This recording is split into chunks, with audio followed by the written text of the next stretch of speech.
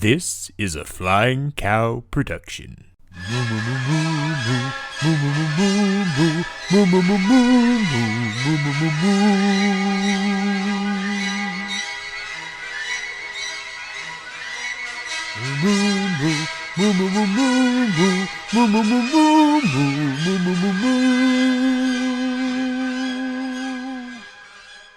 Well, hello, and welcome back to the Great Film Challenge. I am your host, Clay Johnson, the Flying Cow himself, and here with me is my co-host for this podcast, my nephew, Aaron. Aaron, how are we doing, buddy? I'm good. How are you? I'm all right. So, we are back to record another episode. Otherwise you wouldn't be listening to anything.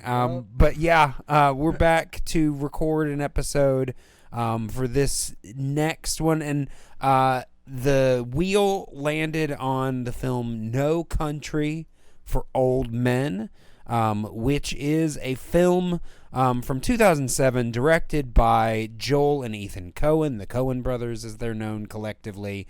And let's see, it was written, of course, by Joel and Ethan Coen, music by Carter Burwell, and it stars Tommy Lee Jones, Javier Bardem, and Josh Brolin. And this was on the wheel of films that you had already seen before. Yes. So, when did you see this originally? It was another movie that I had just watched with my friends. Okay. Because usually whenever it's a new movie that they're showing me, we watch them in sets throughout several day hangout or whatever. Okay. And that was one that we watched a bit ago. So, did you know anything about the movie going in? No. No? And what were your initial thoughts of the film? Like at the start, or? Well, like, what did you know? You said you didn't really know anything about it before you watched it. Yeah. Right? So, when you watched it the first time, what did you think about it? Oh. I thought it was definitely interesting. I always like just almost any movie with a crazy person or a psychopath. Sure. Because it's a completely different look on their thinking process and just completely different view. Right. And having now rewatched it, did you get any more out of it? Was it a different experience, or was it pretty much the same? I mean, I wouldn't say it was exactly the same. There were a few new things, not that I could recall, though. Right. But okay. Some things brought to that I saw more so than last time that felt more significant and made more sense. Sure. And we've talked about this a little bit outside of the podcast, but have you seen many other Coen Brother movies? A few, just The Big Lebowski and one other, I think. You said you'd seen The Ballad of Buster Scruggs, right? Yeah. Yeah. Which I think actually was the last one that they did together. They've actually been doing some separately more recently. But I think that was the last one that they directed together. But so those are really the only ones that you're familiar with. Yes. Yeah. All right. So getting into this film, it is basically, it's a crime drama, follows three different men, a lawman played by Tommy Lee Jones. The character's name is Ed Tom Bell, which I will say I don't remember. Later in the film, almost near the end of the film, there's a character that says his name 15 times in a row. But that's the first time I remember anybody saying his actual name. I think before that they just called him Sheriff or something like that. Yeah. His wife, I'm pretty sure it was his wife. His wife called him that. Okay. And I think what was her name? Carla Jean, like, called him that once. Okay. All right, but yeah, and then you've got Javier Bardem as Anton Chigurh. This is, of course, the role that most people remember this film for, is Javier Bardem as this character. And, I mean, it's earned. He won the Best Supporting Oscar for it. Yep. And it's definitely a memorable performance. And then you've got Josh Brolin as Llewellyn Moss. And I'm reading this just now for the first time. I didn't notice. It was apparently originally offered to Heath Ledger. Huh. And this would have come out before he passed. Yeah. But apparently he turned it down to spend time with his daughter. That would have been an interesting. I mean, I think he could have done it.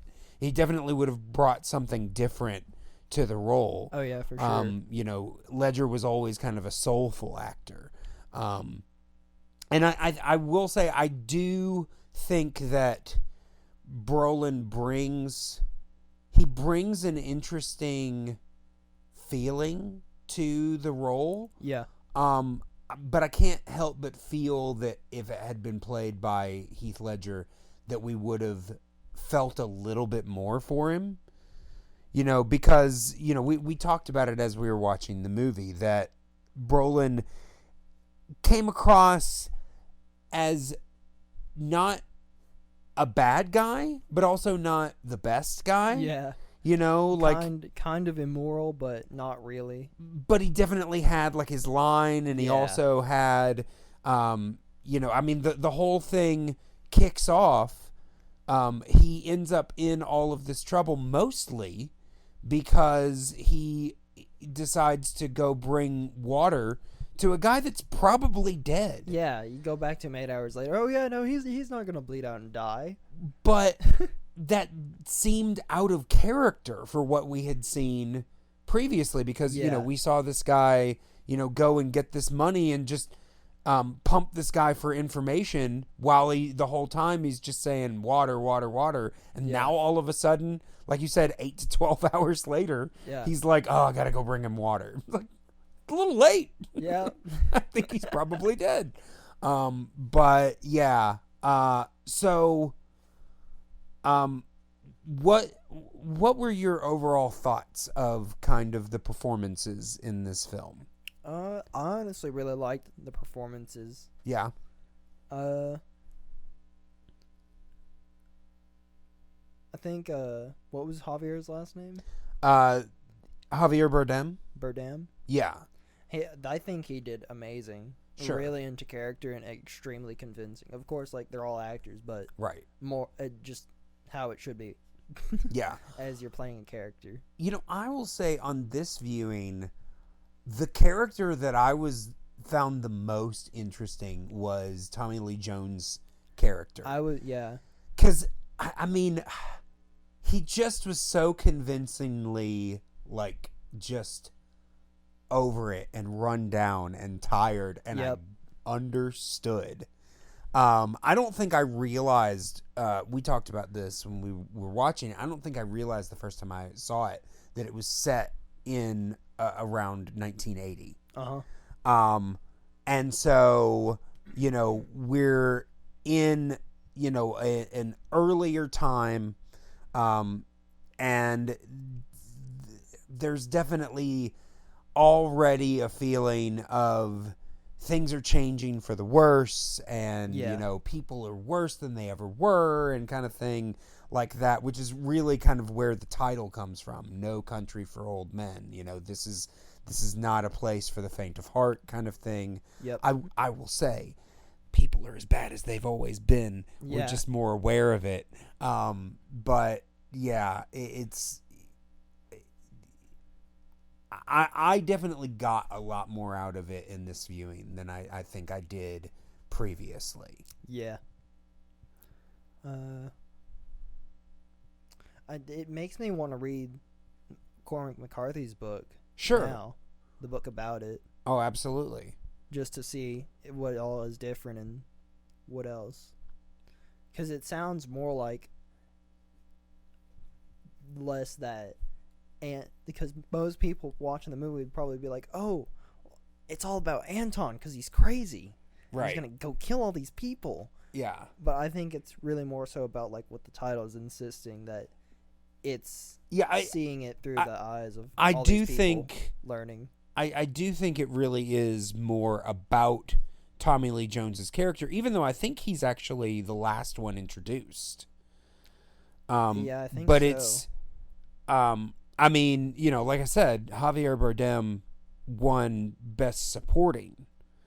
And I mean, they're kind of all in supporting roles because the way, like, it's really kind of all three of their stories. But like I said, the one that really grabbed me, the one that really kind of seemed like he was a bit more the audience surrogate was Tommy Lee Jones's character. Mm-hmm. You know, just kind of witnessing, you know, this kind of, you know,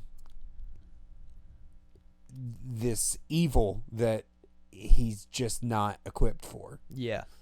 You know, this level of, you know, callousness that he just, you know, but by the end of the film, he retires and you get it. Yep. It makes sense. What do you think about the end? You know, your mother watched this with us and she was very upset because in her words, it didn't end. It does end. It just doesn't give a satisfactory conclusion. Well, no, I'm gonna rephrase that. It doesn't end with Anton Chigurh being captured. Yeah. Which is I'm sure what she was looking for. Yeah. But that's not what the film was about. Yeah, that's not the point. Yeah. What did you think of that and that choice? Oh, of how they ended it? Yeah. I think it was a good ending to that kind of movie. Mm-hmm. Because other movies that I could think of are similar to that never have a ending, you know, a typical ending that people are always wanting. It's always some weird psychological or really think about it thing. Well, and like I said, you know, that's not what the film was about. They could have ended it with him being captured or, you know, Ed Tom coming in and, you know, because another thing that they leave up in the air is it's never 100% what actually happens to Carla Jean. Yeah. We don't actually know if he killed her or if he left her alive. We do know, honestly, the thing that I find the most interesting is throughout this movie, he has been, you know, he's, you know, been a psychopath. He's been the one that has been the loose cannon and all this kind of stuff. Yep. And what ultimately injures him the most is some guy just breaking a random traffic law. Yep.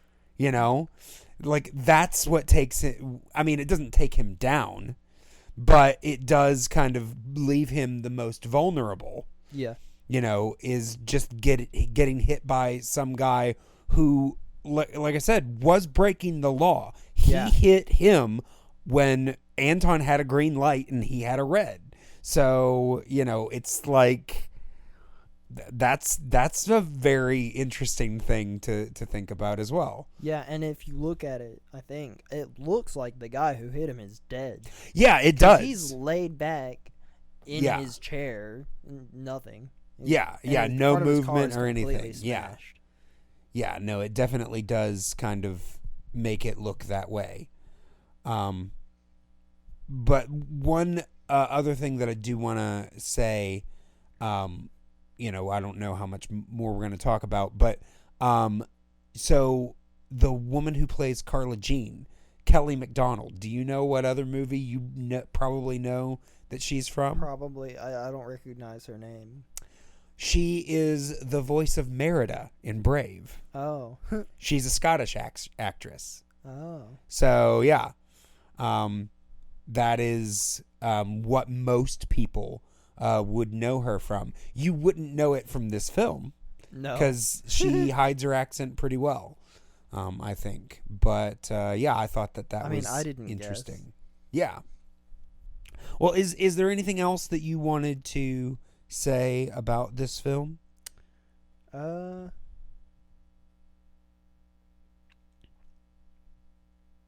Not that I can think of. There we go. You know, Aaron, I know you love these pauses. People really just in the middle of the podcast, they like to hear complete silence so that they can suddenly just drift off and start thinking about what else they're doing in their day. Well, maybe they're thinking about the movie. Maybe they're watching it with us. You're giving them time to think as you think as well. That's me, good. It's like if I don't have anything to say, I'm not just gonna waste random energy and mumble. Well, then you can just say no. That's fine. Well, I don't have any idea for sure until I say no. I might think of something while I wait. Okay. All right. Well, then I'm going to go ahead and let people know how they can get into contact. Again, you can contact us at the Flying Cow Pod on we are still on Twitter and Instagram, but we are also now on Blue Sky. We probably have been the whole time that this podcast has been going. I don't have anything up there yet, but by the time this comes out, I probably will. So make sure to check us out over there. And let us know what you're thinking. You can also email at the Flying Cow, at theflyingcowpod@gmail.com. And now it is time, Aaron, for us to decide the next film that we are going to be watching. So we're going to spin this last time we spun on the wheel of films that you had seen. Yes. Which is much smaller than the wheel we're about to pull up, which is the wheel of films that you have not seen. So, yes. Aaron, go ahead and pull that wheel up and give it a good spin. It's spinning. Oh,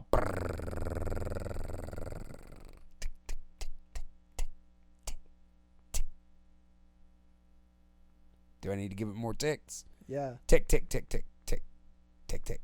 Well, this time it didn't accidentally spin. It waited for me. Oh, really? Yeah. All right.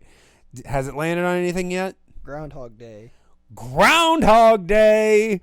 That's right, woodchuck chuckers.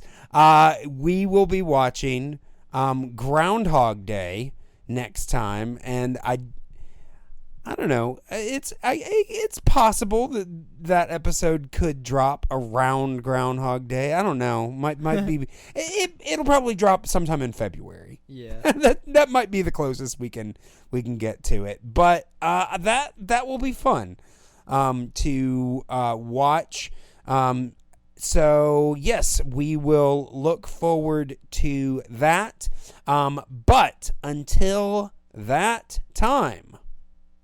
Moo.